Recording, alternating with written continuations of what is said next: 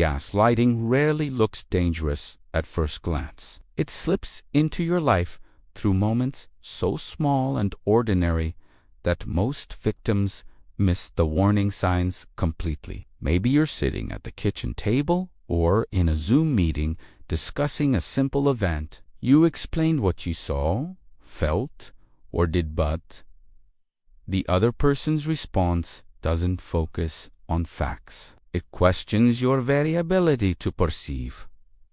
"Are you sure?" they ask, their tone soft but unyielding. "I really don't remember it that way." At first, you second-guess yourself for missing details. As days and weeks pass, you start seeking outside validation for each memory, every emotion, sometimes for your own sanity. It's like living in a hall of mirrors. You can see your reflection, but every time you reach for it, someone shifts the glass. The effect isn't instantaneous. The erosion of reality is gradual, and that's exactly what makes gaslighting so hard to spot and so devastating. Gaslighting is the artful construction of doubt. The manipulator relies on denial, contradiction, and blame. Their phrases are deceptively simple. "I never said that. Stop being so dramatic. You're imagining things. You always confuse details," or even "everyone knows you're emotional."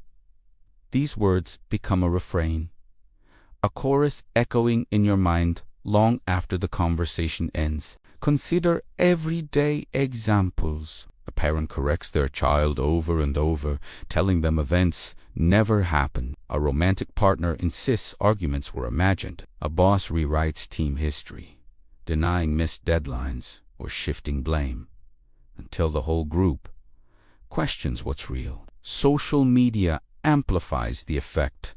Posts rewritten, comments deleted, public narratives recast to suit whoever has the loudest voice. Why does this technique work globally, across cultures and time? Social psychology reveals that people will often override their own senses in favor of group consensus or authority. Solomon Ashes. Conformity experiments found that even when faced with obvious visual truth, most participants went along with the group's false answers. Gaslighting preys on this wiring. It uses social pressure, isolation, and emotional investment to make victims doubt not just the details, but the very validity of their brains. Psychologists call this cognitive dissonance when your internal truth collides with someone else's. The pressure to resolve the conflict becomes overwhelming. Cultural stories reinforce this vulnerability. Think of Orwell, S.E. 1984, where the regime rewrites history daily, or fairy tales where magical spells make villagers forget what they saw. Even movies like Shutter Island and Gone Girl play with twisted perceptions, forcing audiences to question what's real. The message is clear.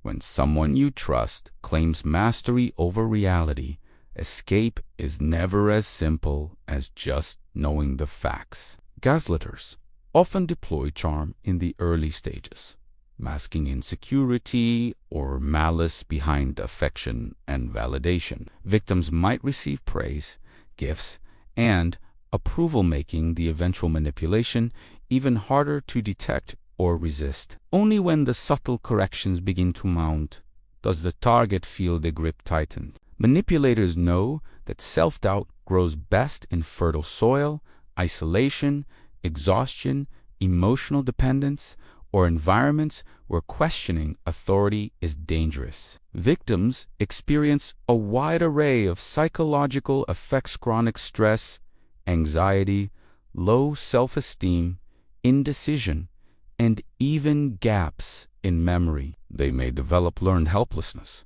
a state where repeated invalidation convinces them it's safer not to act, not to speak, not to trust their instincts anymore. In extreme cases, gaslighting leads to depression, panic attacks, or total collapse of identity. But the manipulation is never just intellectual, it targets emotional core. The gaslighter is skilled in reinterpreting events as your fault. If only you weren't so sensitive. If you listened better, this wouldn't happen. Victims, desperate for harmony, learn to apologize for pain they didn't cause, rationalize abuse they didn't deserve, hide wounds nobody believes exist. The context is rarely simple. Gaslighting thrives in relationships, families, workplaces, and entire communities. Political leaders, cult figures, influencers all use the technique to cement control, silence dissent, and turn skepticism into shame. Children raised in chaotic homes often learn to mistrust their own memories, becoming adults who repeat or gravitate towards similar dynamics. Statistics confirm millions around the world are gaslit every year, many never realizing what's happening. Smart, independent, educated people are not immune. The very qualities that make someone empathetic or loyal, open to love, invested in connection can become vulnerabilities when exploited. Imagine a respected professor twisting student memories in subtle ways over a semester, or a religious leader revising spiritual experiences of followers to claim exclusive authority. These scenarios may sound extreme, but research shows yearly millions are influenced by such figures who blend charisma, trust, and manipulation until truth blurs into obedience. Many workplaces see gaslighting woven into culture. Aggressive managers deny ever setting unreasonable deadlines. Colleagues rewrite shared project history, and policies shift mid-task, leaving staff unsure who or what to trust. Victims may form alliances, but more often they drift into isolation, believing confusion is their own failing, not a systemic power tactic. Digital culture amplifies confusion. Social media influencers edit posts, delete comments, and reframe events on a massive scale, turning thousands of followers into unwitting witnesses of gaslighting in real time. The echo chamber effect multiplies doubt as alternate versions of reality trend, divide opinion, and fracture community bond. Clinically, therapists now recognize gaslighting's effects. Requests for help rise after exposure, with symptoms such as trouble sleeping, avoidance of social contact, relentless self-questioning, and increased tendency to ruminate on errors. The struggle to break free is so intense that many survivors need months or years of support before trust in their own senses returns. Famous scientists and historical figures have faced public gaslighting. Think of Galileo recanting astronomical claims in face of church denial, or whistleblowers threatened by governments that try to erase records and rewrite accounts. Gaslighting isn't just personal, it's a tool of dominance through history and across systems. So, how do you know if it's happening to you? Ask yourself these questions. Do I regularly doubt my own version of events? After talking to one person, am I often apologizing for feeling hurt or confused? Do I find it hard to recall things that person says never happened? Have I stopped sharing my experiences out of fear?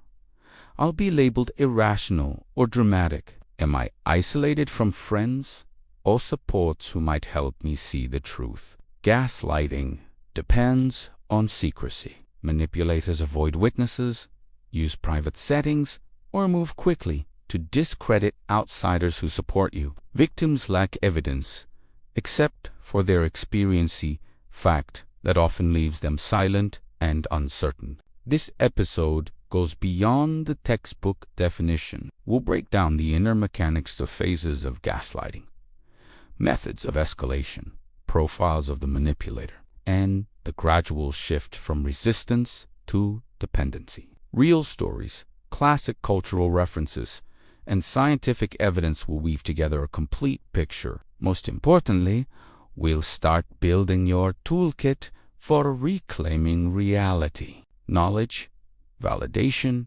boundaries, and recovery strategies will show. Even if your mind has been under siege, freedom and clarity are possible. So, as we begin, reflect.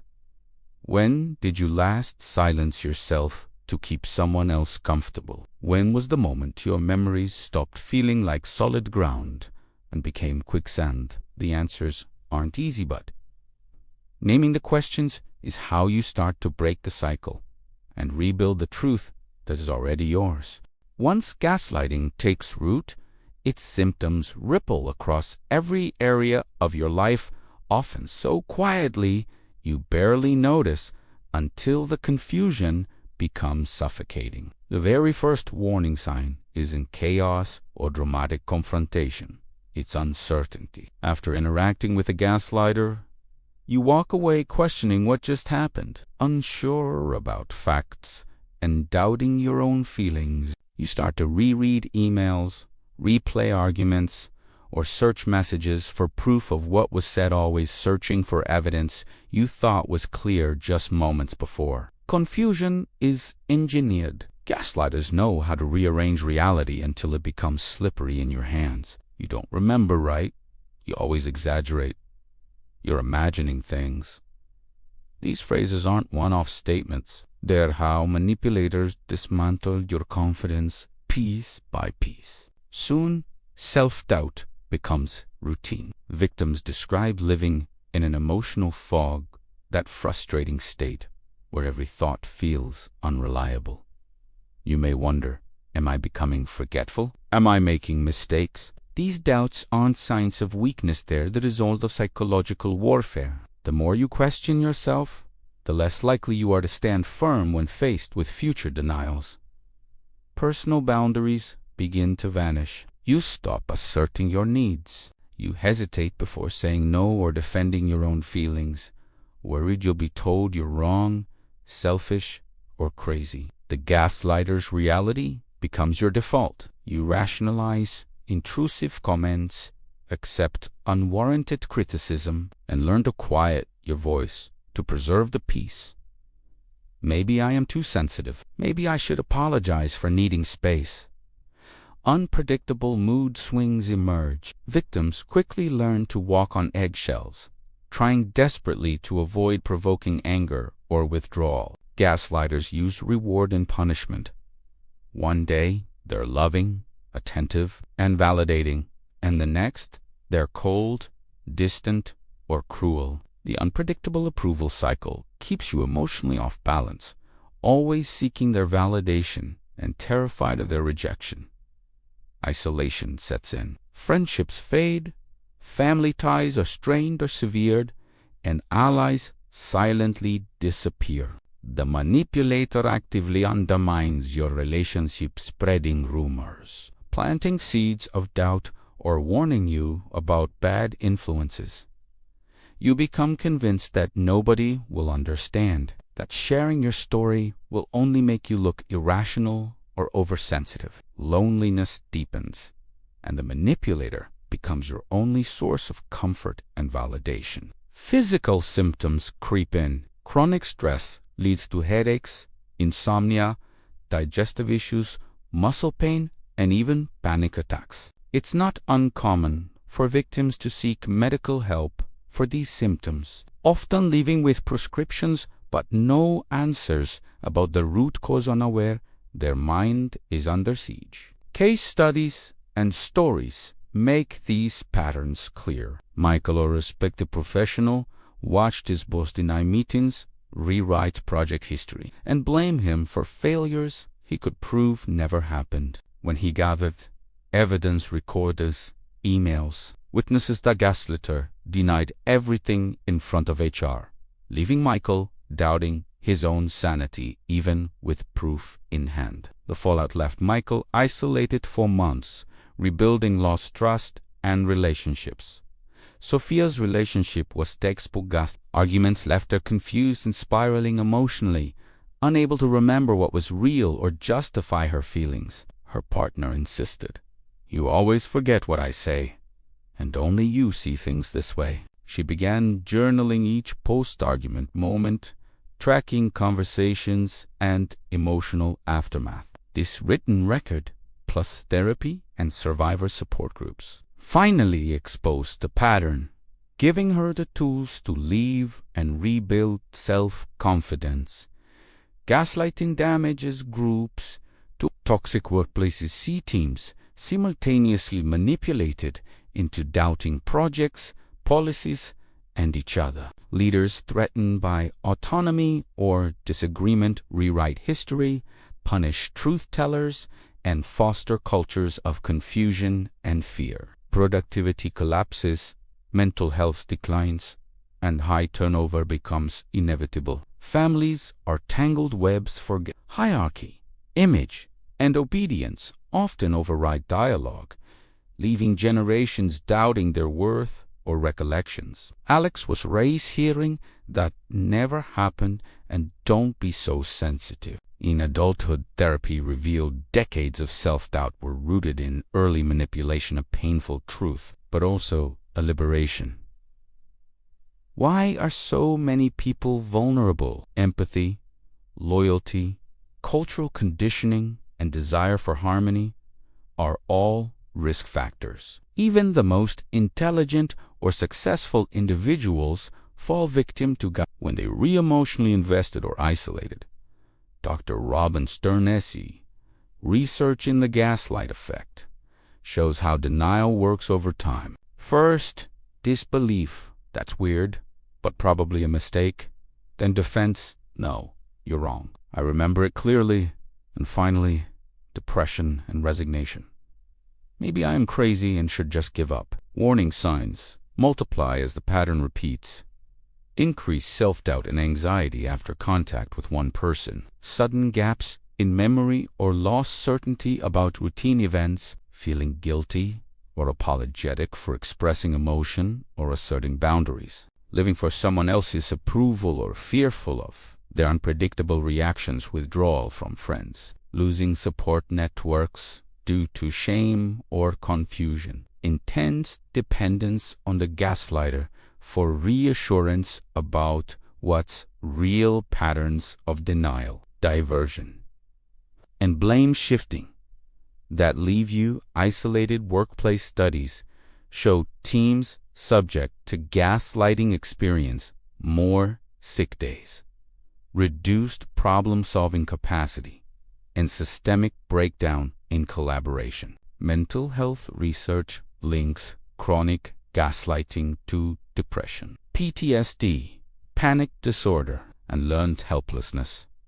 Survivors often need months or years of therapy and social reconnection to reclaim confidence. Experts agree recovery begins with education and validation, journaling encounters, collecting external feedback, and joining survivor groups builds a personal archive, making manipulation visible and reclaiming the narrative. Counselors like Shahida Arabi argue that self-compassion, emotional regulation exercises, and deliberate boundary setting are critical steps. Digital communities offer new support. Anonymous forums let victims compare notes, learn tactical language, and discover shared patterns. Podcasts, TikTok stories, and YouTube channels focused on dark psychology increase awareness, empowering viewers to spot manipulation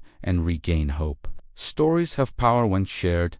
They turn personal pain into collective healing. Real change takes time. For some, the turning point comes quietly: a single record, a new friend, or a therapist naming the truth. For others, the first step is dramatic ending the relationship, leaving a toxic workplace, or confronting family myths. Every survivor describes recovery as gradual but transformative. The rebuilding of boundaries, the return of voice, the discovery of autonomy. So, how do you defend yourself and others from gaslighting? Recognition is first. Document everything. Find trustworthy outsiders. Learn assertive communication and set boundaries that protect your mind. Legal avenues are available in workplace and family settings, from HR advocacy to protective orders. Most importantly, know that your reality matters. Your perception, emotion, and story are real, worthy of respect and defense. In the next segment, we will explore detailed strategies, tools, and philosophies to defend your reality and recover your mind, turning the silent war into a roadmap to healing and hope. Recognizing gaslighting is the first step, but defending yourself and others demands strategy, perseverance, and practical tools adjusted for the long run. One of the most powerful defenses is documentation. In a world of constant denial and revisionism, journaling becomes a force for truth. Survivors who record their daily experiences, transcribe conversations, save emails, and collect screenshots are reclaiming reality one entry at a time. Over weeks and months, these notes become both a personal archive and a fortress against the manipulator's attempts to rewrite history. Sometimes, this record even becomes crucial in mediation or legal disputes, proof that your experience is rooted in truth, not confusion.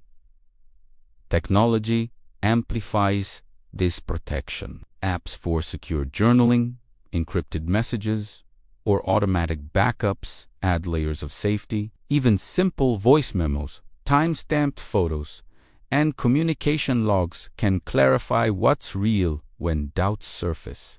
If recording feels risky, look for alternatives, a trusted friend's perspective, a neutral third party present during tricky conversations, or regular check-ins with support groups. Building a network outside the manipulator's reach is essential. Gaslighters specialize in isolation, working to sever connections, and sow doubt about anyone who offers support. Reconnect deliberately. Join survivor communities online. Attend support meetings in person.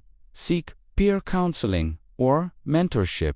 Sometimes, group validation shifts the inner narrative from "maybe it's just me" to "I am not alone." Share your story in safe doses. Ask close confidants, "Have you noticed anything strange about this behavior?" Watch for honest feedback rather than acquiescence. Many survivors describe relief in hearing, "I sense it," to the moment their inner reality is mirrored by another mind.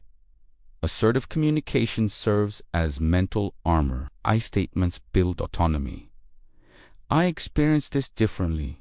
I felt dismissed during that conversation." Skip the endless cycle of debating tiny details, focusing instead on your anchored perception. Assertion isn't aggression, it's simply protection of your truth against erasure. Over time, this assertiveness rewires your relationship with your own mind, making it harder for outside voices to invade. Disrupt manipulation by deploying questions that demand transparency. "Can you help me recall why you believe that?" Or "let's review the facts together." Gaslighters tend to resist clear logic and accountability. Repeated requests for specifics make their tactics unsustainable. If the dialogue becomes a whirlwind of denial or blame, consider your right to disengage. Walking away is sometimes the strongest boundary you can set. Boundaries are the foundation of recovery. State your limits on topics, tone, duration of conversation, and digital space. "I won't tolerate being insulted. I need a pause. If you continue to cross this line, I'll end the interaction." Use mute, block, or exit options online to protect your mental environment. Boundaries are not about winning arguments, they're declarations of self-respect. Every time you enforce them, you teach yourself and others that dignity and reality cannot be negotiated. Loneliness is both a weapon of the manipulator and a wound that can be healed. Fight isolation on purpose. Join new groups, rekindle old friendships, engage in creative, academic, or spiritual communities. Even small interactions combat the solitude gaslighting seeks to impose. Transparency and healthy confrontation in social spaces bring reality into sharper focus, dispelling fog created by manipulation. Professional support accelerates recovery. Trauma-informed therapy, coaching, and online counseling offer tools to untangle damaged beliefs, process emotional wounds, and rehearse new modes of response. In therapy, survivors can role-play situations, learn grounding techniques, receive cognitive restructuring, and enact self-compassion rituals. Each of these steps rebuilds trust in the self and provides a protected zone for growth. Knowing your legal and institutional rights is crucial. In workplaces, document every incident, copy essential communications to trustworthy colleagues, and understand access to human resources or ombudsman services. In family or intimate partner settings, learn about restraining orders, mediation, and advocacy resources. These protections are not admissions of weakness, they're acts of survival and control. Daily resilience is built in small, repeatable actions. Physical health, routines walking, meditating, exercising, eating well anchor mind and body in stability. Creative outlets: art, music, dance. Journaling helps survivors separate their voice from the manipulator's script and explore authentic expression. Affirmations reclaim the right to think and feel. My perspective matters. I am allowed to trust myself. Continuous learning sharpens critical thinking and defense. Read memoirs of survivors. Dive into psychological studies. Watch documentaries on manipulation and recovery. Take classes on assertive speaking, trauma healing, and digital safety. Even fiction can reveal psychological nuances, teaching recognition of subtler forms of control. Storytelling is both weapon and shield. Silence is isolation. Sharing your experience breaks that cycle. Whether you choose private journaling, trusted confidants, anonymous forums, or public speaking, each act of disclosure turns pain into agency. Survivors find healing in community, camaraderie, and activism, sometimes helping others escape what they themselves endured. Imagine a survivor who, after years of gaslighting in a relationship, gradually regains autonomy through expressive writing, music, and reconnecting with old friends. Their journey is not linear relapses into self-doubt or common, but each reclaimed boundary adds a brick to their foundation of self. In workplaces, teams sometimes collaborate to resist manipulative leadership. Members may secretly share notes, document meetings, and provide mutual emotional support, transforming the isolation of gaslighting into solidarity. This shared vigilance empowers not only individuals, but changes group culture. Some survivors turn to activism, helping others navigate manipulative dynamics online and offline. They write articles, lead workshops, and create resources for digital safety, broadening the impact of their personal healing into a collective force for awareness and change. Philosophers and psychologists highlight the importance of meaning in recovery. Viktor Frankl once wrote that suffering only finds purpose if it results in growth or wisdom. When named and dismantled, often catalyzes profound insight about human connection and autonomy. Parents affected by gaslighting sometimes become fiercely protective. They teach children not just to spot manipulation, but to value critical thinking, emotional honesty, and respectful disagreement, offering tools for real-world resilience that can last generations. Sometimes the bravest act is leaving. Many people remain trapped because fear, guilt, or loyalty cloud their freedom. Stepping away, ending toxic relationships, changing jobs, moving to a new environment, or simply refusing to argue is not an act of defeat. It's the moment you place your well-being above the expectations of others reclaiming your story. Intuition must be honored. Pay attention to those subtle signs. Anxiety around certain people, a sense of relief when apart, confusion after interactions. The body is often the first to know what the conscious mind hasn't yet named. Trust these signals. They are indicators, not defects. Every fight for the truth, every time you defend a boundary, every shared story is resistance. Recovery is measured not by winning against the gaslighter, but by returning control of your inner world to yourself. The path may be slow, days, months, years, but each step restores agency and hope. There's no universal timeline, no single right way to heal, only your unique journey guided by courage and connection. As we move forward, we'll explore how these personal recoveries change collective realities, how defending your mind can transform families, workplaces, and communities. With every tactic learned, every tool mastered, you equip yourself and others to recognize, resist, and rise above the war for perception. Gaslighting. Isn't just a battle for your individual minded.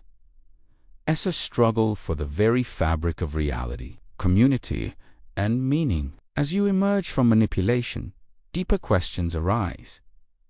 What is truth when every voice claims its own version? How does personal healing ripple outward, transforming families, workplaces, and entire societies? Is it possible to leave behind a legacy that not only sets you free, but actively shields others from future deception? Throughout human history, the fight for truth has been at the heart of philosophy, literature, and social change. Plato's allegory of the cave described generations mistaking shadows for reality. Nietzsche challenged readers with their no facts, only interpretations. Modern survivors echo these existential dilemmas.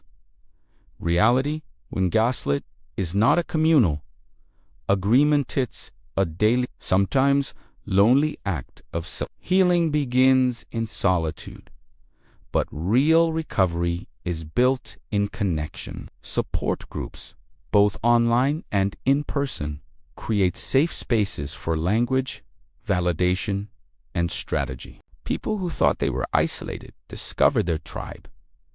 In these rooms, pain transforms into wisdom. Community events, peer coaching, and survivor-led webinars empower individuals to find, test, and share what worked for them. Over time, new family traditions, sonist dialogue at dinner, journaling feelings, celebrating differences replace generations of secrecy and shame. The ripple effect is profound. Schools embracing emotional intelligence teach kids to spot manipulation, value skepticism, and communicate openly. When a student can say, "That doesn't feel right," entire peer groups are strengthened. Workplaces mature by adopting transparency, documentation, anonymous reporting, and group reflection. Toxic silence is replaced with collaborative truth-seeking. Art and media bring dark psychology into sunlight.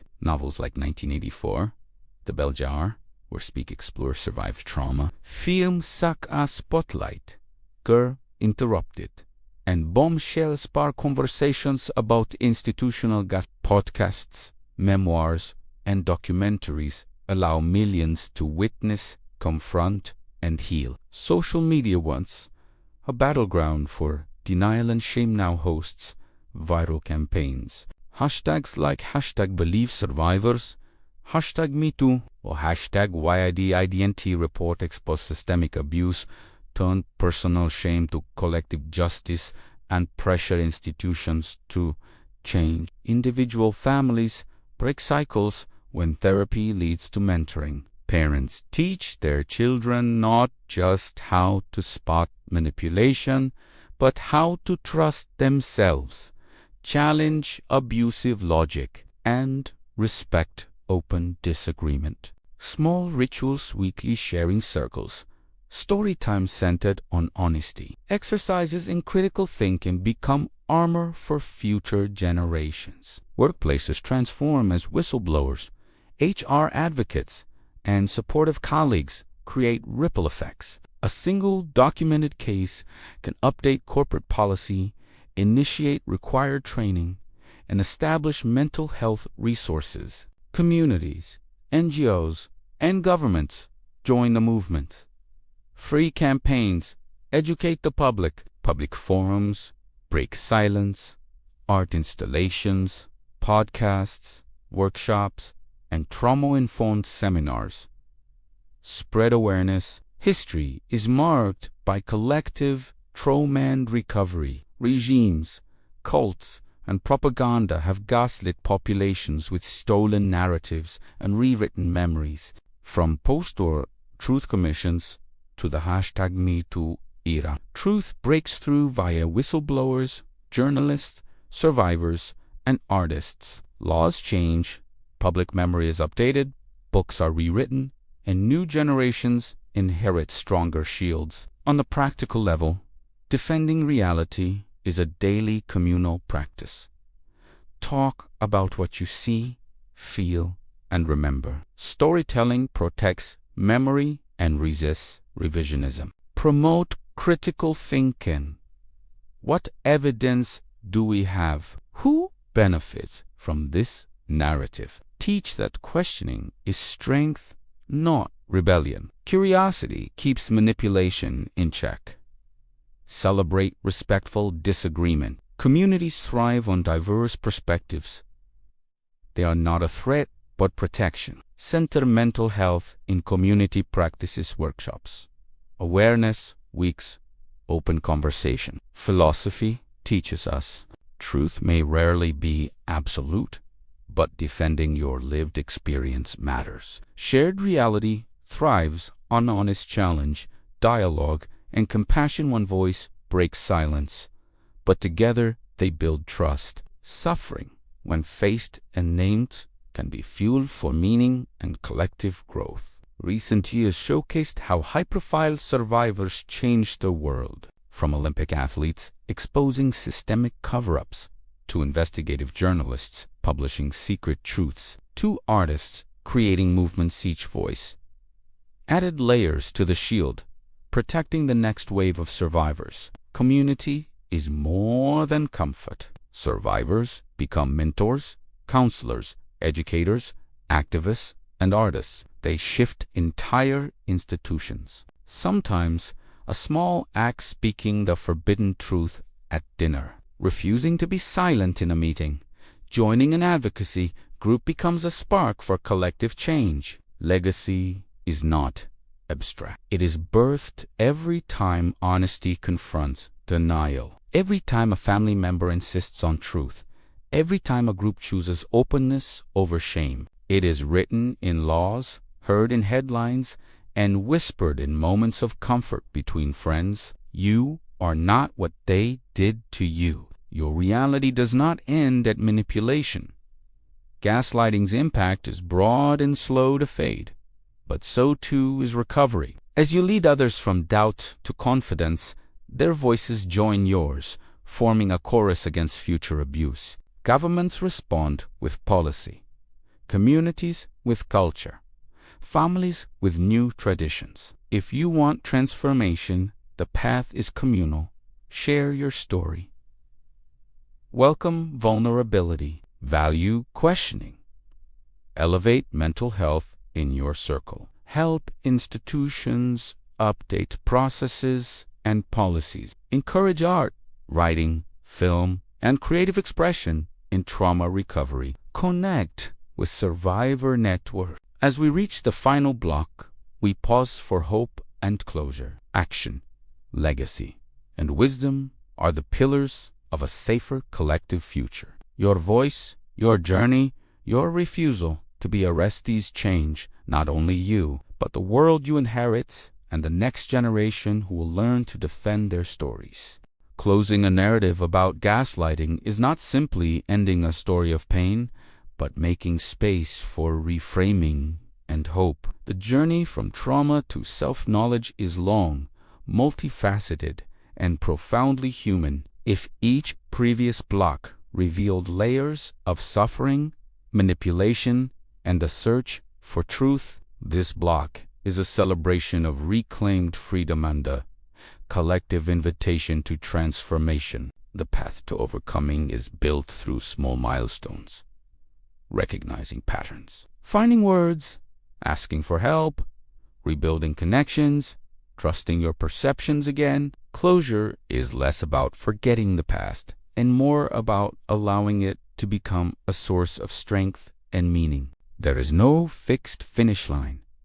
Every closed cycle builds new horizons, both for yourself and for those still looking for a way out. Action is the antidote to resignation. What was silence becomes voice. What was isolation becomes community. There is power in seeking connection even when you're afraid, through a support group, friends, a therapist, anonymous forums, or creative projects.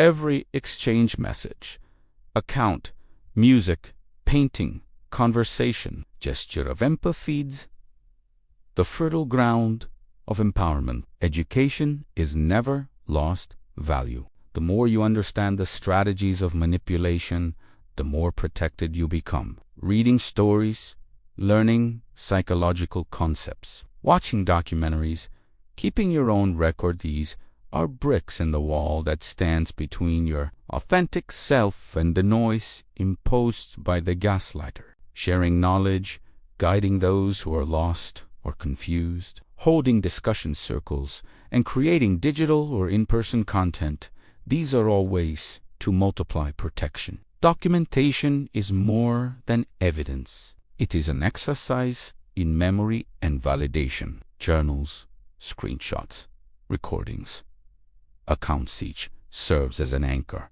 a root that plants your story firmly. For many survivors, going back to writing, drawing, recording audio, or creating podcasts is an essential channel for healing. By documenting, you are not only defending yourself, but also preserving a legacy for others. Supporting those who show signs of doubt and isolation is an ethical and social mission. When noticing coworkers, relatives, or friends lacking energy, losing confidence, avoiding exposure, or needing approval for everything, it's worth extending a hand. Validate their account, reinforce their reality, suggest psychological support, or introduce them to support groups. Mental defense is also political. Advocate for more mental health support, for laws that protect victims. Push companies to accept reports and reform cultures. Promote open dialogue in schools, businesses, and online communities. Each public initiative is a step toward a society less tolerant of manipulation. Creativity is a powerful remedy. Projects in music, art, cinema, literature, or performance transmit universal, moving messages, breaking taboos, and raising awareness. Every personal or collective experience can become a source of resonance, comfort, and strength for others. Hope sprouts from everyday actions. An honest family conversation, a friend who listens without judgment, a professional who affirms accounts, a policymaker who listens to collective pain and proposes reform. These seeds, watered by courage and patience, grow into forests of solidarity and resilience. Progress isn't linear. There will be relapses, doubts, setbacks, and fatigue. In those moments, reinforce self-care rituals, seek support networks, practice self-compassion, and respect your unique rhythm. There is no perfect model for overcoming, just many paths, each with its own detours and scenery. The greatest legacy of a survivor is returning truth to the social space. When the fear of telling your story ends, the way is cleared for transformation. Each voice that tells the truth lessens the power of silence, encourages more voices, and builds a collective mosaic of protection. The world still profits from confusion and fear, but every step toward clarity is a seed of freedom. The strength of those who overcome gaslighting in homes, relationships, communities, or workplaces becomes a lantern, beacon, and refuge for all still moving through the dark. The cycle never truly ends. Caring for yourself broadens the path for others to care for themselves. Voicing your truth authorizes others to be heard. Sharing your story leaves traces for new survivors to follow with less fear and more hope. How to close? Remember, you are not alone. Millions have walked and are walking this path. Many will stand by your side, online or in real life. Your voice matters, whether loud or soft, personal or collective. Every account creates space for others to exist with dignity. Your reality always deserves protection, and your story, now rewritten by you, will become a guide and shield for countless others to come. As you close, don't forget, this is only the beginning. The end is a passage. Your courage to exist, resist, help, and create is a legacy for yourself and for the world. If this script resonated with your heart or clarified doubts left unspoken for so long, carry this message beyond your eyes. Gaslighting does not end when the narrative closes. It reinvents itself in new faces and scenarios, and only knowledge, solidarity, and collective courage can keep its cycle from repeating in silence. Consider how small actions reverberate and change destinies. Sharing this video, text, or story can be the difference between oppressive silence and someone seeking help who thought they were crazy or alone. Creating discussion circles, book clubs, podcasts, or debates in schools, workplaces, communities, or online expands awareness and breaks the cycle of stigma and isolation. Supporting people in pain, even with simple words or listening without judgment, can prevent painful relapses and renew hope. Engaging in social projects, community centers, NGO, or cultural initiatives turns individual learning into collective sewing, building a culture of prevention. The power of transformation is in continuity. Every friendship maintained, group formed, and garden grown with dialogue and information will flourish for generations. Forbidden topics brought into the light lose their hold on those who follow. What you learned, share, and defend today can write tomorrow's emotional, ethical, and political history. Acknowledge your courage to face this theme. The deepest revolution begins within. Caring for yourself is an act of maximum resistance. Caring for others keeps hope burning and protects the invisible bonds between Usivan at a distance. Stories of overcoming are sparks of hope. People who could barely name their suffering now write books, record podcasts, lead workshops, support other survivors, change laws. What seemed a small account echoes in countless lives. Real examples show that resilience, once awakened, spreads. Survivor-led support groups become local references. Schools that debate and accept reports of abuse change to artists and journalists launch campaigns. Influencers touch thousands with honest, didactic testimonies. Never underestimate the impact of a simple gesture.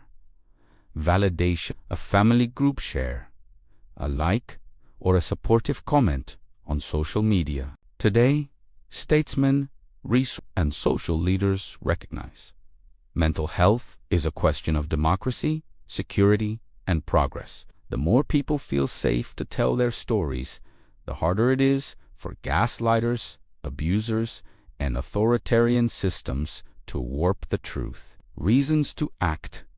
No one deserves to doubt their own sanity. Compassionate communities yield less suffering and less violence. Caring for the mind is as vital as caring for the body. It saves lives. Children learn by example. When adults model self-care, empathy, and emotional honesty, they build internal walls against manipulation. Practically, encourage open conversations at home, whether at dinner or in family meetings. Suggest emotional literacy and nonviolent communication activities in schools, churches, companies, or groups. Curate and share quality supportive content on your networks. If you feel safe, organize listening or support groups online or offline. Press businesses and institutions to promote mental health policies and reporting and awareness campaigns. Hope is not the absence of pain, but the confidence that pain can be turned into meaning, safety, and compassion. Don't forget the power of ritual. Write a letter to yourself. Collect survivor stories. Read about resilience. Use creativity to process emotions. These little rites plant deep roots, and together they change cultures. Relapses happen, but don't erase progress. Accept days of doubt.